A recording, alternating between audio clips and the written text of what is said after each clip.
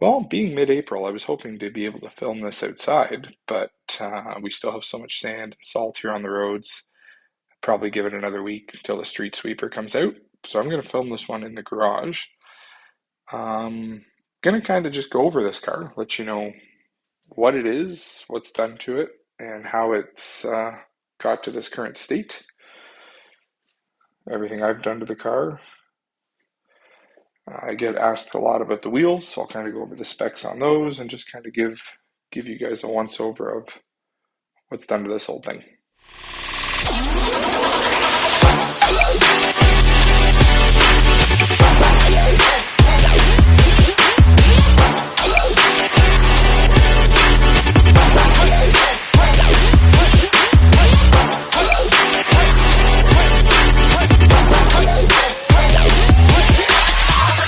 Start under the hood. This is a pretty well bone stock LS1. It's got long tube headers, catted Y, and a Flowmaster catback. Obviously the lid, which pretty much every one of these things has. Did have the smooth bellow on there when I got it, and I threw the Ram Air sticker on there just for kind of more of an OEM kind of look. Also chopped up under the airbox here and did that SLP kind of lower snorkel. It was tuned, street tune. After I did the headers, it does have one step colder plug in it, but other than that, it's pretty well stock.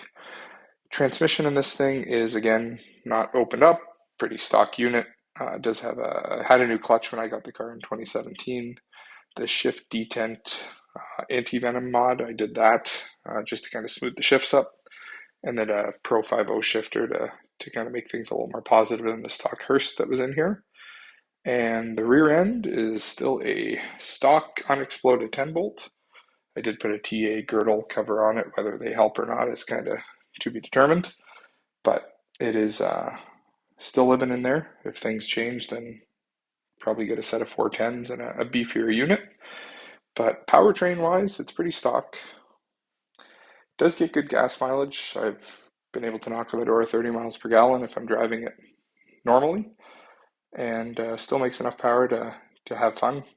There's always somebody faster than you out there, but does a good job 23 years later, holding its own. Chassis wise, it did have subframe connectors on the car when I got it. Brakes, obviously not stock. CTS-V 4-piston front calipers with C6 Z06 rotors. You do get a little bit of pad overhang. It's not been an issue for me. I service them once a year when I put the car away. And there's a little lip at the top that just sands away pretty easily, so I don't really see any downside to that.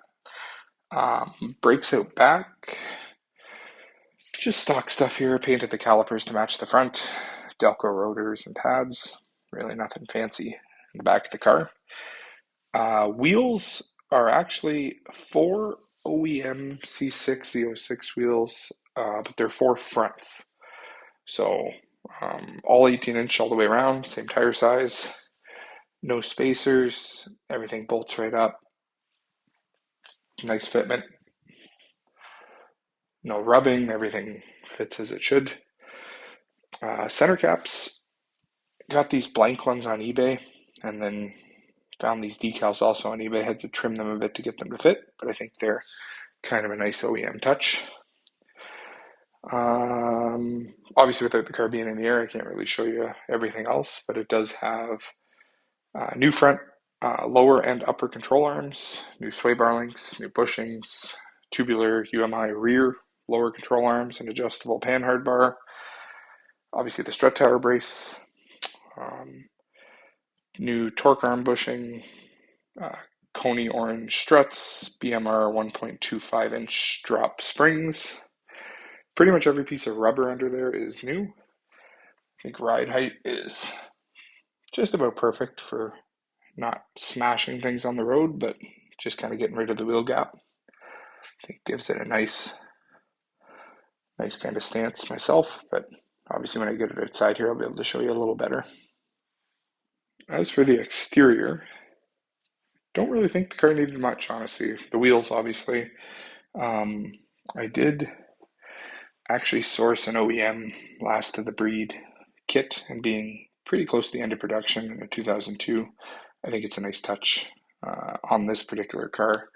Also came with the plaque, which is pretty cool to have in the garage. Aside from that, I didn't really feel this car needed too much.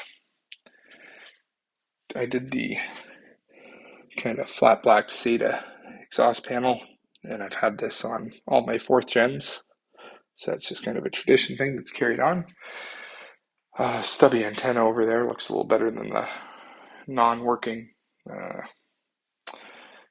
electronic one that usually goes up and down.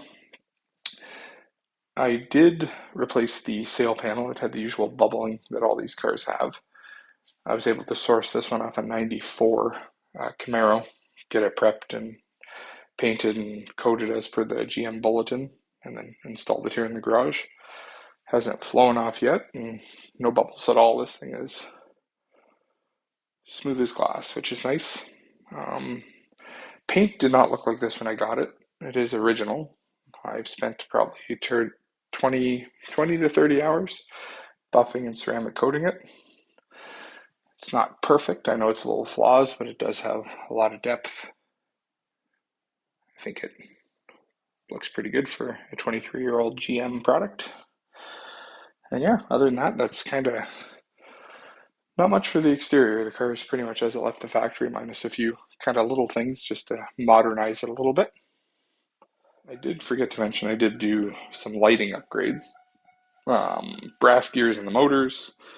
I did late model truck units for the actual field beams, all LEDs everywhere. New housings for the turn signals so they don't crack with all the heat now that LEDs are in there. Rewired, actually both headlights. I got rid of the main connectors that normally are there, that big like 5-pin connector. It always gave me trouble not making connection. Always just a pain in the butt. So I cut that right out and just hardwired everything together, soldered it all up and heat shrinked it. It's been 2 years and they work perfectly. So definitely throws good light at night. A lot better than the factory grinding gears and kind of candle power lights that came on these things. So for the interior, we're going to start in the back. Kind of got a detailing kit. My amp is underneath that. I do have a hidden 10-inch sub under that panel and an inflatable tire repair kit. Figure the 23-year-old spare was probably not the greatest thing anyway, so make better use of that space. And I did use a WeatherTech universal floor mat as a kind of trimmed it up, used it as like a cargo liner in there, which I think does a pretty good job. Back here, everything looks pretty good. It's definitely worn good over the years. Can do a video on car seat fitment and these things if you guys need to. My 4-year-old fits pretty much perfect back there. Got that all snug in there. As for up here, it does have a very minor crack in the door card on both sides, but I was able to catch it and do the zip tie mod there, so that's not going anywhere. Dash is pretty well perfect on this thing. No cracks. Nice and smooth. Interior's pretty clean overall, really. I mean, I don't think the previous owners really had any passengers in this thing. The main guy that owned it drove it for work, about 200 kilometers a day, so it was pretty much on the road nonstop. It carried the same floor mats to the front and back of the car here. Kind of was going for that accessory GM mat that originally came in these that you could order. Obviously impossible to find now, but they kind of had a checkered pattern. They said Firebird on them, but I think this matches it. And matches kind of what I was going for here, is match the door sill. Kind of a similar vibe. My feet marks there, but they do work good, easy to clean, keep the carpets clean. Even this seat, really, for a 23-year-old GM pleather is hanging in there. Really, the only mods that I've done is the CarPlay head unit, the 5th gen shift boot and knob there, and then the kind of lock ring. Looks a little better than the factory boot, I think. And then I got a shift plaque. I'll put a picture down there. The lighting's bad here, but just kind of spruce up that center console. With the radio, I did also run the USBs through here. And I got a little, if my camera would want to cooperate here. I ran the USB into the center console, which I thought was a little cleaner alternative. And then I put you can kind of see it peeking over there, an Apple wireless CarPlay setup. So pretty much get in the car, everything connects. Microphone runs up there, and there's a dash cam tucked up there as well. But pretty stock. I figure interiors to me should always kind of be as stock as they can with just minimal upgrades. I think this does show well for a 23-year-old car. Just kind of keep the plastics in one piece, and I think she'll be all right. That's pretty much run through this thing.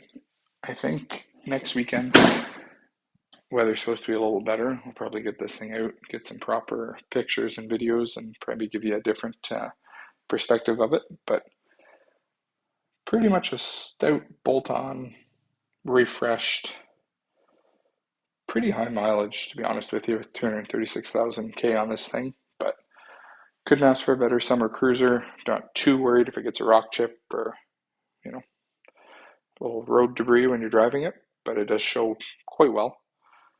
And yeah, stay tuned. I'll try to have more videos here. I'd like to do a history video on the car. I do have a ton of documents on this thing from pretty much the day it was built right up to the day I got it.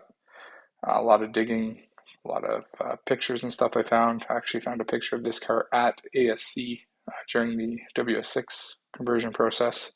Pure luck that I stumbled onto one of the program managers that actually had pictures of this car going through there, which was pretty cool. But yeah, as soon as the weather gets nicer, I'll get this thing out and hopefully make some better videos that aren't crammed in a garage and give you a better view of this thing. Thanks.